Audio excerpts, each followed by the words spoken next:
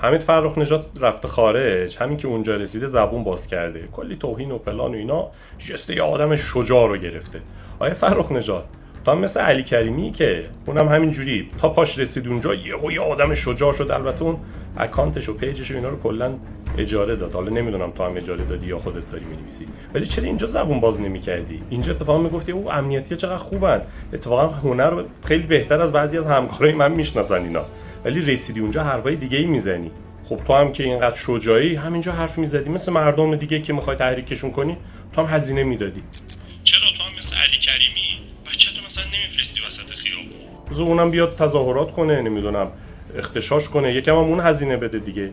نکنه همچنان بچه‌تو به 80 میلیون ایرانی ترجیح میدی و میگی که 80 میلیون ایرانی نباشن ولی بچه من باشه. یادته که اون حرفات.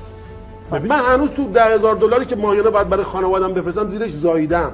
تو این وضعیت پسر دارم، دوستش دارم و نمیخوام خم به ابروش بیفته.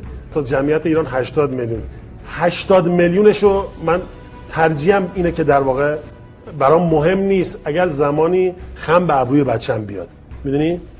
و این چیزو برای خودم دارم، مهم نیست اصلا نباشم. خب راستشو بگو، به تو هم مثل علی کریمی قولایی دادن قرار برات کارایی بکنن که یهو زبون باز کردی؟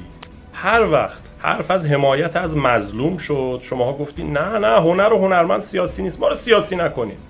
ولی اینجور مواقع خوب سیاسی میشین وقتی قراره برای ظالم کار کنیم، به نفع اونا کار کنیم. البته که خب اگه حمایت به صرف خوبم سیاسی میشین. یادته که در مورد امیرش دبی، نمیدونم شیخ دبی که مطلب میزدی کلی ازش تعریف میکردی، خب میصرفید اونجا دیگه حتما باید سیاسی باشین. ولی در بقیه موارد در حمایت از مردم مظلوم یمن، نمیدونم فلسطین، افغانستان، کجا اون موقع شما سیاسی نیستین. شما که اینقدر شجاعی یه بار شد علیه آمریکا شما حرف بزنی؟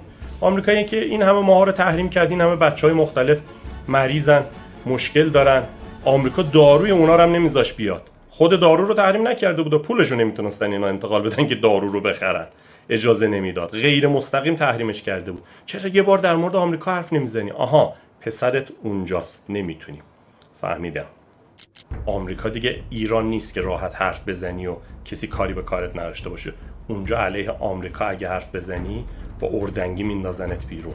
خوب فهمیدی، آفرین. ولی یادت باشه حتی اگه خواستی سیاسی هم بشی خیلی در مورد اوضاع کشور حرف نزنی، چون نتیجه کارهای خودتونه. یادت از روحانی چجوری حمایت میکردی؟ یادت خودت میگفتی دیگه برام آبرویی نمونده به خاطر اینکه از حسن روحانی حمایت کردم؟ الان هم آبرویی برات نمونده. شما دیگه حرف نزن. از کجا معلوم باز 2 روز دیگه نیایی بگی آقا منو گول زدن، مثلا با فلان مؤسسه‌ای که نمیدونم تحت پوشش کارهای هنری با فلان سرویس خارجی ارتباط داشت، اونا منو گول زدن، به من گفتن آقا اغتشاشات داره فروکش میکنه دیگه، آبرویی برای مسیح علی نژاد و علی کریمی اینا نمونده، تو بیا تو هم یه حرفی بزن، آتش بیار معرکه شو، دوباره جوونا رو بریز تو خیابون. من گول خوردم، ببخشید. بازم نیای بگی غلط کردم، نفهمیدم، بی آبرویی کردم. دیگه از این حرفا نزنی. دیگه ما الان بهت داریم میگیم بدون. حالا تکلیف این آقای فرخ نژاد و امثال اینا که روشن. آقایون مسئول، اینایی که اینجوری چنگ میندازن صورت مردم و میخوان امنیت کشورمون رو به هم بریزن با تحریک سرویس‌های خارجی، اینا نباید از سفره پهن این مملکت چیزی عایدشون بشه. اینا هنوز از همین جا دارن میچرن. اگر جلوی منابع مالی اینا رو که داخل کشور بگیرین، اینا خیلی بچهای خوبی میشن، چون جونشون بسته به پوله. جلوی پولی که از اینجا براشون میره از طرق مختلف اینا رو بگیریم. فقط اینا دیگه حق ندارن وقتی که علیه کشورشون دارن کار میکنن همزمان از منافع کشورشون بهره مند بشن. همین، یکم غیرت از خودتون نشون بدین. یا علی.